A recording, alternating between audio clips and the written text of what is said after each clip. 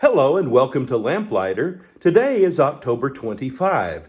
Today in our daily Bible reading, we continue to journey with Jesus throughout various places that he's going in order to preach and to talk about the coming kingdom of heaven, to encourage people to change their ways, to show them a way of life that is much more pleasing and acceptable to God, to perform some miracles, to demonstrate the power of God, also to teach people the importance of caring for one another. He reaches out in compassion and healing for a number of people who are downtrodden, who are down and out. And so we continue to marvel at this Messiah who has come to the earth and demonstrating to all people, both then and now, what God himself looks like, what God expects his people to look like.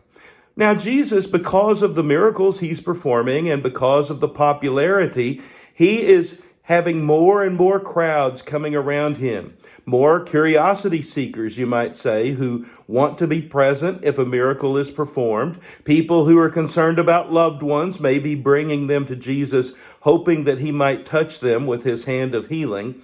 But whatever the case, the crowds are growing, his popularity is rising, and Jesus continues one by one to call some individuals to follow him more closely. We saw in yesterday's reading his calling of the four fishermen, Peter, Andrew, James, and John. And today's reading begins with his call of Matthew, or Levi, as he's sitting at the tax table. Jesus walks by and sees him sitting there and simply says to him, "Follow me." And Matthew leaves the tax table, leaves his job, and immediately goes to follow Jesus. It's amazing the kind of magnetism that Jesus has on those who want to be close by. Now, Matthew is a tax collector, and that position is one that's considered by many of the religious elite to be a position that's not worth giving any attention to. This is a kind of an embarrassing position. This is a position that no one should really want because the tax gatherers had this reputation of being cheats, of being traitors working for the Roman government. And so people, especially the religious folks, just sort of push them out of their mind. So for Jesus to call one of these tax collectors to follow him, that's certainly not what the religious elite would have expected. Then because Levi or Matthew has come to follow Jesus, he is excited about that, and he wants to share the celebration with his friends. So Levi held a great banquet for Jesus at his house, and a large crowd of tax collectors and others were eating with them. What would you expect? His friends are going to be other tax collectors. But the Pharisees and the teachers of the law who belonged to their sect complained to Jesus' disciples. "Why do you eat and drink with tax collectors and sinners?" On hearing this, Jesus said, "It is not the healthy who need a doctor, but the sick. But go and learn what this means. I desire mercy, not sacrifice, for I've not come to call the righteous, but sinners." You know, on a brief side note, there's something about that statement that has always been chilling to me. I have not come to call righteous people, but sinners. Because truth be known, most of us, wouldn't we consider ourselves today to be righteous? But hear Jesus' words. I didn't come to call the righteous. I came to call sinners. In other words, Jesus is calling people who take a hard look at themselves and see that they need him. He can't help people who don't recognize they have a need, people who feel like they can help themselves. And so Jesus, we see, will spend a lot of his time with the people who need him, who recognize they have a need for him. Many complaints are going to come along the way from the Pharisees and other religious leaders. His disciples, they think, are not fasting as they should. And Jesus answers that by saying, well, they're friends of the bridegroom. I'm the bridegroom and I'm still with them. Their time for fasting has not yet come. We read of a healing Jesus does of a crippled man who's been laying by the pool of Bethesda for 38 years. And Jesus comes and tells him to take up his mat and walk. And he does. The problem is it's a Sabbath day, and this infuriates the religious leaders. Jesus did some work on the Sabbath day. He told this man to carry his mat on the Sabbath day. Who does he think he is? They are upset because they feel that the Sabbath has been violated. Jesus talks about being resurrection, coming to bring life to people. There's a discussion of his authority. By what authority is he doing these things? Because he keeps talking about forgiving sins. And Jesus is saying, you have the scriptures. You even search the scriptures. And it's ironic that you're having a problem with me because the scriptures speak about me.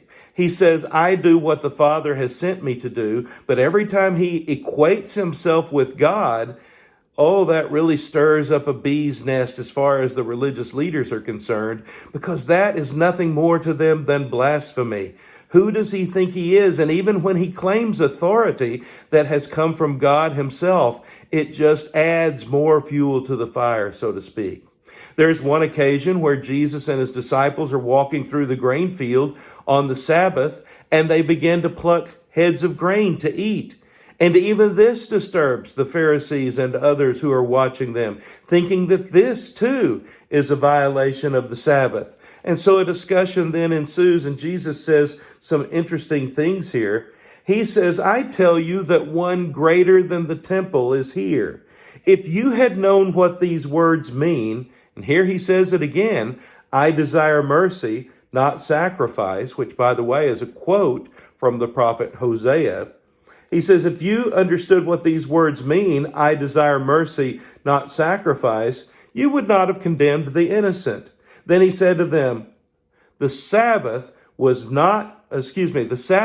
made for man, not man for the Sabbath. So the Son of Man is Lord even of the Sabbath. He's basically telling these religious leaders that they have their understanding mixed up. They have their priorities out of place. The be-all and the end-all is not the Sabbath, but the people for whom God made the Sabbath. God wants to give his people rest. He wants them to remember him and to honor him and to keep him holy. The Sabbath is a tool that can be used to remind them and to help them to do those very things. It is never intended to be an end in and of itself. The same could be true for worship even today among us. Sometimes we get so busy with doing worship, we forget to worship. Sometimes we get so busy in doing all the right things at all the right times that we forget that worship is a gift God has given us as a weekly reminder, and even more than that, a daily reminder of his presence, of his power, of his love, and of our need to give him our praise and our worship. Jesus continues his healings, and he even continues to heal on the Sabbath, making the illustration that if someone has an animal that falls into a ditch and it's a Sabbath day, they're not going to wait till the next day to help that animal out of a ditch. Jesus is helping people who are downtrodden, people who are needing to be healed. It doesn't matter, he says, that it's a Sabbath day. God is demonstrating his love for all people. So Jesus continues to heal. And in today's reading, we see not only the calling of Peter, Andrew, James, and John that we read about yesterday, or even the call of Levi, Matthew, that we saw earlier today, but also now Jesus names several followers, 12, that are called to be his disciples, his apostles, those who are going to have a very special purpose, those who are going to follow Jesus everywhere he goes, those who are going to listen carefully to his teachings and have sort of a front row seat to not only hear his teachings, but see how he applies them in his daily walk, so that they not only can learn these things for themselves, but later can be instrumental in teaching them to others. Great crowds continue to flock around Jesus because he continues to have this sort of spirit of magnetism that draws people out of curiosity, wanting to see more, wanting to hear more. They see that there's a unique power about him, that even when he speaks as one with authority, not like anyone they've ever heard before. Jesus is certainly making his impact on the world, and it is our prayer even today that through us, Jesus will continue to make his impact in our communities, in our places of worship, and yes, even in our homes. Isn't it great to be a lamplighter? His word is a lamp to our feet and a light to our path. I hope you have a blessed day.